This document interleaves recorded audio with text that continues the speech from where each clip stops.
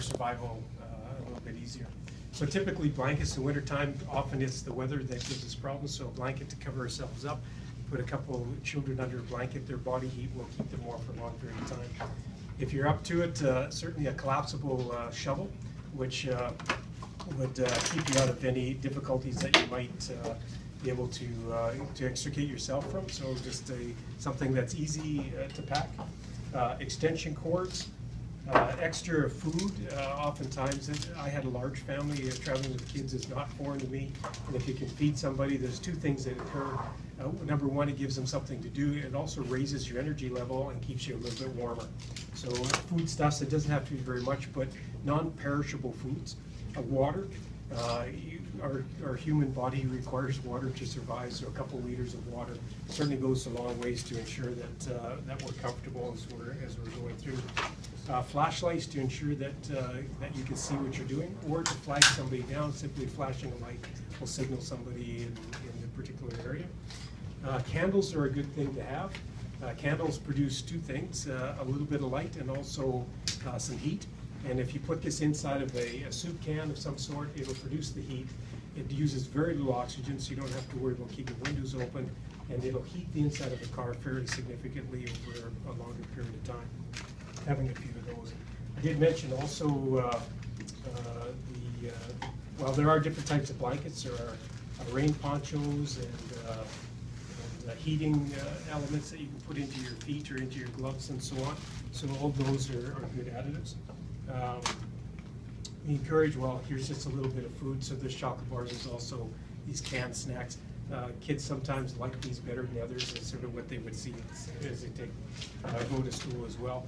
First aid kits, it doesn't have to be much, but if you're already in a little bit of distress, a little bit of a wound might create a bit of a problem, so a little bit of a first aid kit. This is a flashlight that is actually wound up, so you can wind this up so no batteries required. Maintenance on your kit is important. If you're not changing them fairly often, then there's a lot of devices that are based on just wind up. So you can wind this up for a little bit and it'll produce some light. In addition to that, this particular kit has a radio in it that operates the same way. So you can wind it up and you can listen to weather reports. The use of social media and rescue services is increasing, and there may be important messages going out over the media to let people know, number one, the highway might be closed, rescue agencies are operating in a particular area. And it's comforting to know when you're isolated a little bit about what's going on. Certainly some other issues, tow ropes and booster cables are important. And sometimes it's not necessarily for you, but if you plan to stop and help somebody, to have the appropriate tools to help them out, boosting their car if necessary, or towing them out of a snowbank. I did mention before the reflectors, so something that'll warn people where you are as you're traveling down, so people don't run into the back of you. Certainly, if you're stopped on the side of the road, a flare or a reflector of some sort will help avoid an accident as well.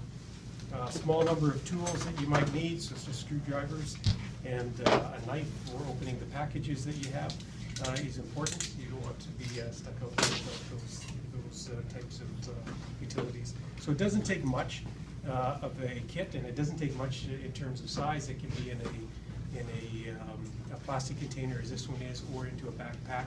If you think about camping, it's a good way to build the kit. What would you want to have with you over a few hours or a day if the storm is quite severe?